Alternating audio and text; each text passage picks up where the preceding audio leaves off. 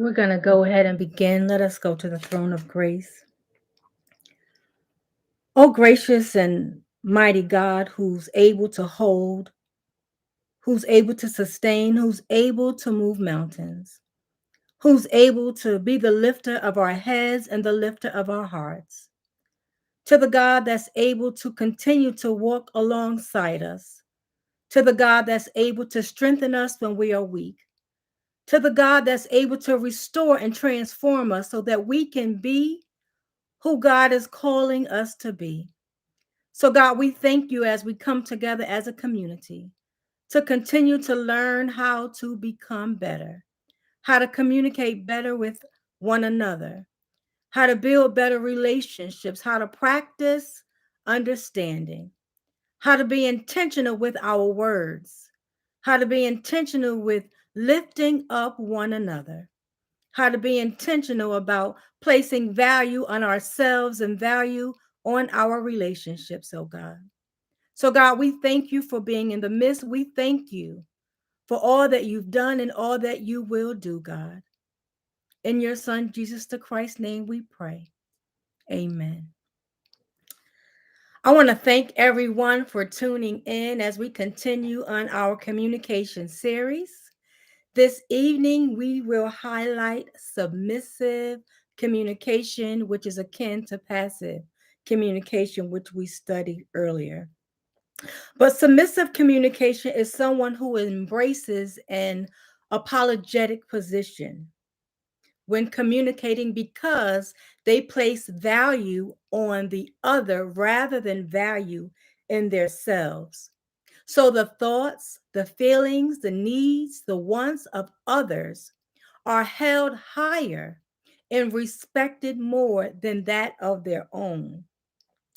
And this position can be perceived by others as that person who is the messenger, um, as devaluing themselves, not having respect for themselves because they place the needs of others above their own. So, submissive people tend to internalize their feelings and their thoughts. They tend to keep everything in because they don't want to um, have conflict. They want to avoid conflict. Just like with passive communication, they want to avoid conflict. So this style of communication is really focusing on, I would say, belittling oneself. And I say that simply because the value is not placed on them and what they need and what they want. Rather, the value is placed on the other, right? And remember, at the beginning of our discussion on communication, the first thing I said is that we communicate to learn. And so, if we communicate to learn, when we walk in this style or take on this form of communication, how can we allow the other to learn what we think or what we feel if we internalize what we feel and what we think? And the value is placed only on the receiver rather than the one delivering the message.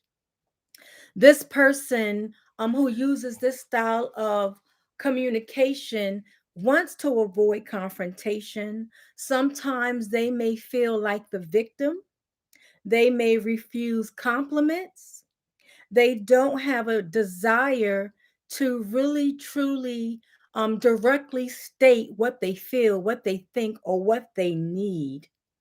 Additionally, their value, their tone is soft spoken, right? And there's nothing wrong with someone who speaks softly. But remember, again, we communicate to learn. And so, in order for the other, the one that's receiving the message, first they need to be able to hear you clearly in order to learn from you. And so, there are many assumptions that can be perceived by someone who communicates in this manner. The first one is the embodiment of their feeling inferior, right? Their sense of insecurity and inadequacy, which can be derived from actual experiences or perceived experiences because of how they may have developed their understanding of self. So, this person that's communicating in this form would do well if they begin to practice and worked on themselves, how they see themselves, how they identify themselves, and why. What is stirring within them that they feel like they have to um, place value on others while devaluing themselves, right? So, how many of us know that when we come to communicate, we want to learn and we want to connect, right? But part of that is being able to first connect with ourselves and have a better understanding of who we are, right? And so, with this form of communication, there needs to be some work done with the individual. Number one, what is it about me that I think that I'm inferior? Number two, where did that message of inferiority come from? Is it received from messages we received in our childhood, whether it be from adult relationships, family relationships, peer relationships? Was it perceived from our culture that may have delivered different messages to us depending on um, our age, our sexuality, our gender, our ethnicity?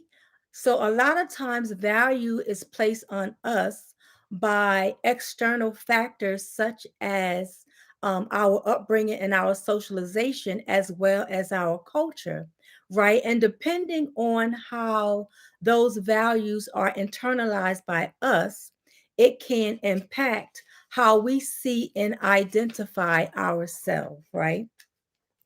And so it's very important that when we go to communicate a need or a want to someone, or someone comes to us as the messenger or as the receiver, we have to have the confidence and the assurance within us to be able to know who we are, to know that we are valuable and we are worthy, and what we think and what we feel in our opinion matter, right? So someone who uses this style of communication, they don't have that. Whether they are the one who desires to communicate or they are the one receiving the message from someone else who's seeking to communicate from them because they desire to know what you feel and what you think. But there may be some hesitation there because of how one may see themselves, right?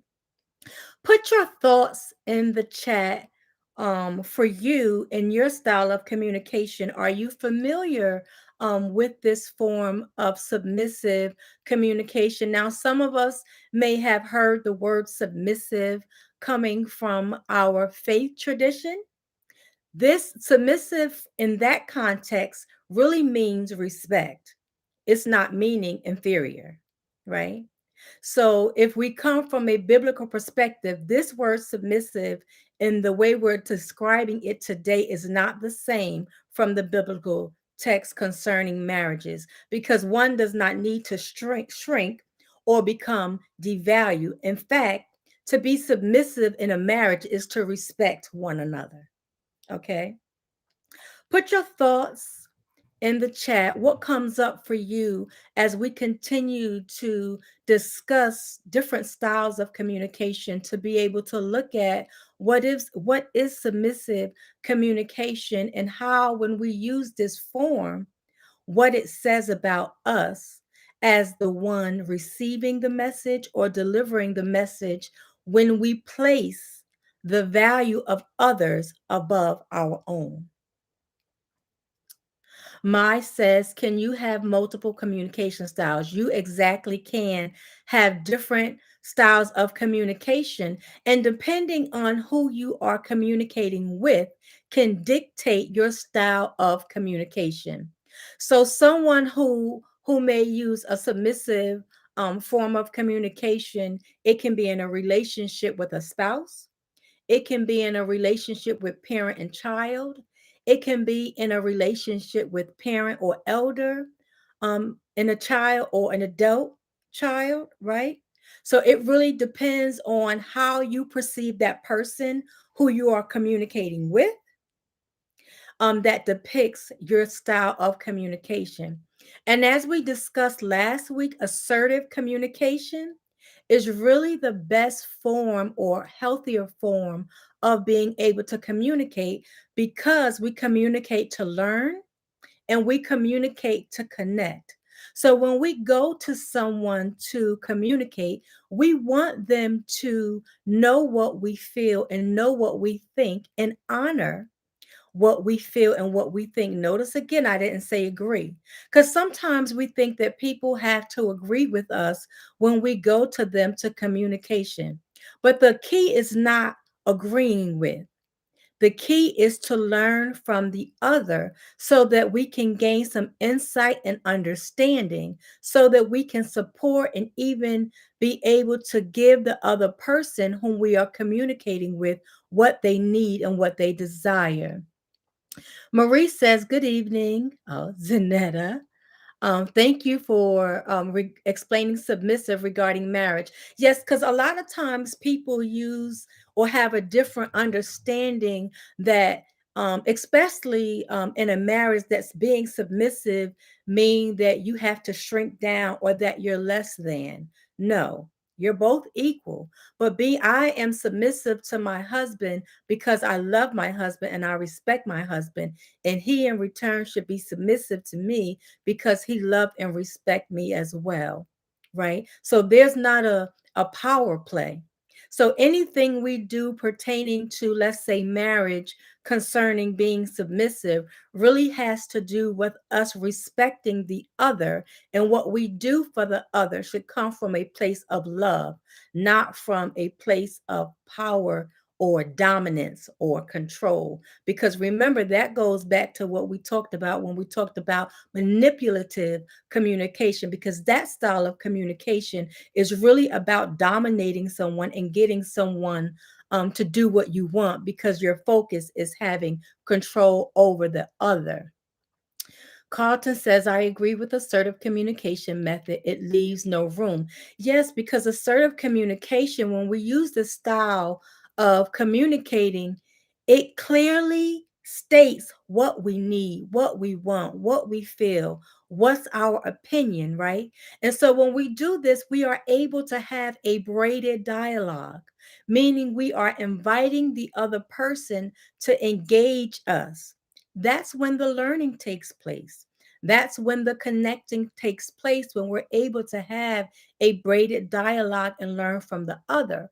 But when we use forms of communication like submissive in our context today, or passive, it doesn't really leave much room for learning from the other, because we avoid or we internalize what we feel and think, or our opinions, and we um, really stray away from expressing what we truly want.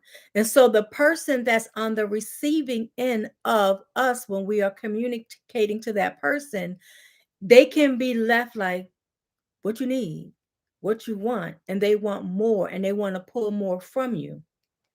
And a lot of times when that happens, the person that is using the form of communication, whether it be passive or submissive, they turn inward. So their feelings are internalized. Their feelings are suppressed. Their feelings are not shared, because they may see or believe that what they feel or what they think will not be valued, right? So rather than, number one, be rejected, and again, this style of communication can really stem from this feeling of being inferior to the other, can really stem from messages that was received in one's development.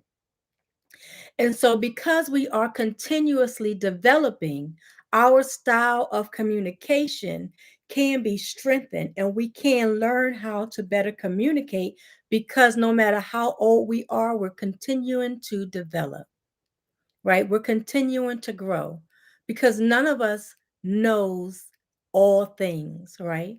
So we should always be in a stage of desiring to learn from the other.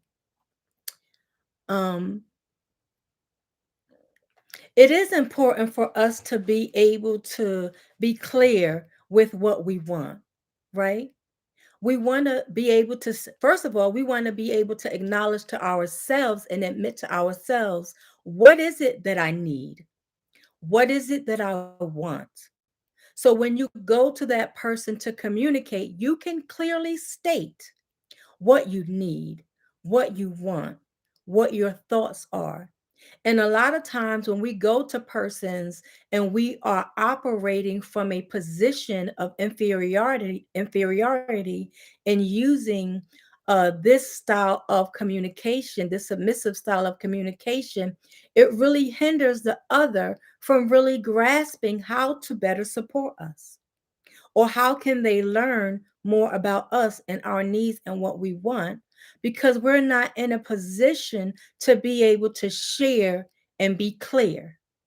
So a person that uses passive or submissive forms of communication, they communicate vaguely. And they communicate vaguely because they want to avoid, right? And a lot of times it can be because they don't want to be rejected, right? They don't want to um, disappoint, right? So they would rather shrink and internalize what they feel and what they think in their opinions. And a lot of times they want to avoid conflict. So they would give in to what the other person wants or thinks, or place their opinions and feelings at a higher value, right? But how many of us know that it is important for us to value who we are and know that our words, our thoughts, our feelings, and our opinions matter, right? Because we want to be able to learn from one another. We want to be able to connect. We want to be able to engage. We want to build healthier relationships, right? We want to build or have a healthy self actualization about who we are, right? And a lot of times we walk around with this inferiority complex because of negative messages or messaging that we have heard about us. But there are some things that we can do to build our confidence, right?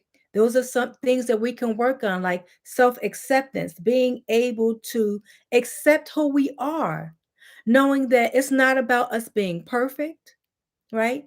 So we can work on developing um, positive attributes, being able to lift up the positive things about ourselves and be able to come to terms with the negative things about ourselves that we may not like.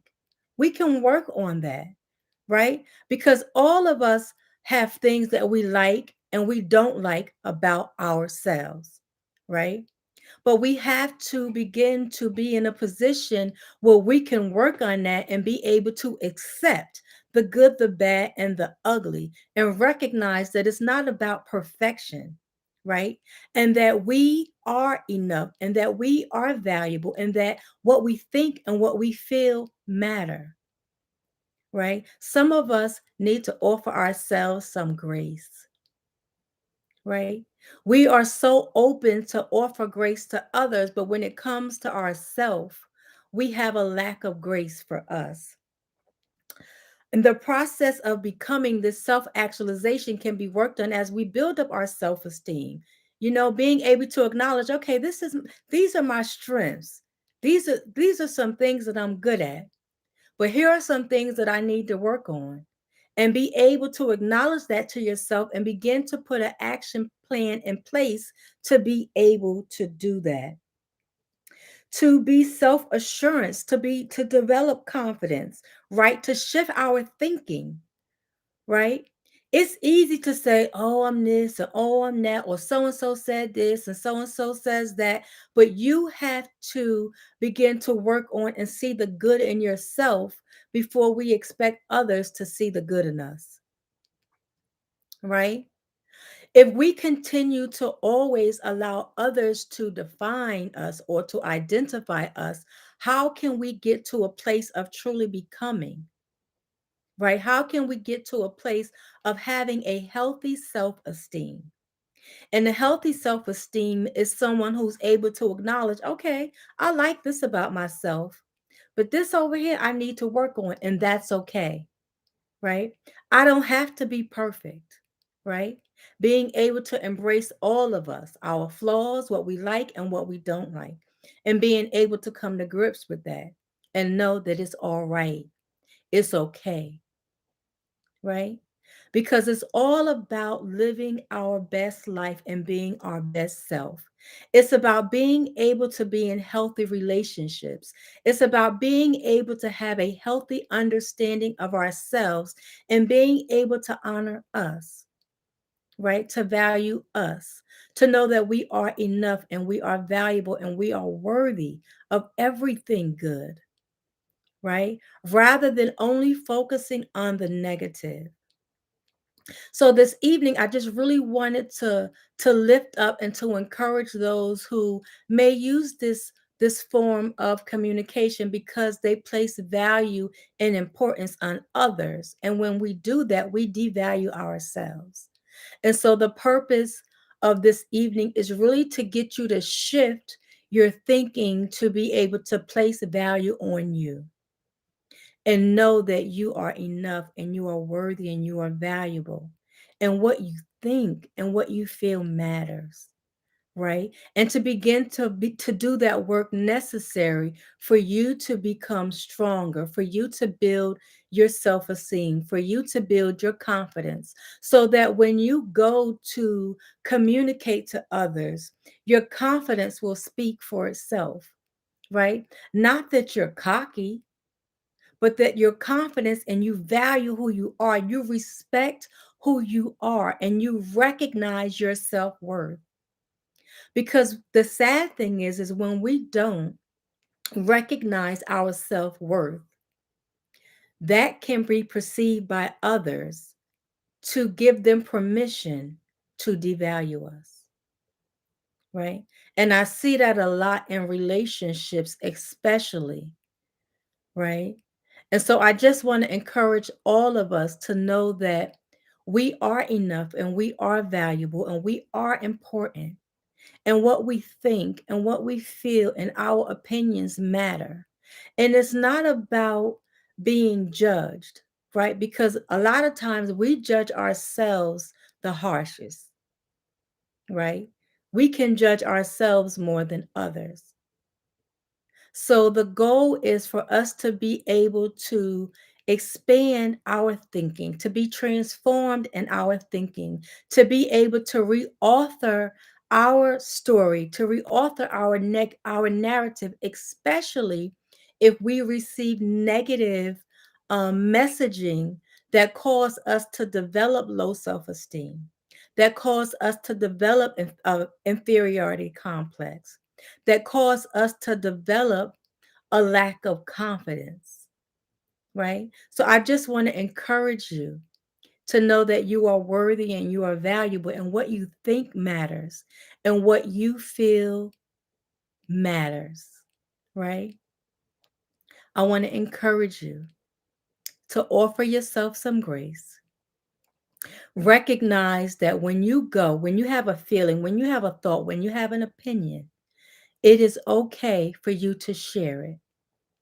But first, you have to own that feeling and know that no one has to agree with what you feel, right? It's not about someone agreeing with you, it's about someone learning from you and being able to connect with you, because we can all exist. We can build stronger relationships by connecting and learning from one another, not necessarily agreeing with. I want to thank you for tuning in to a Dr. Myrna Minute. And I pray that you enjoy this holiday season. And for me, I'm celebrating Christmas, the birth of Christ. So this is a season of redemption. This is a season of rebirth. So I encourage you to reauthor, to rebirth who you are, reauthor your story and your narrative, right? To deconstruct those negative messages and reconstruct positive messaging that you feed to yourself.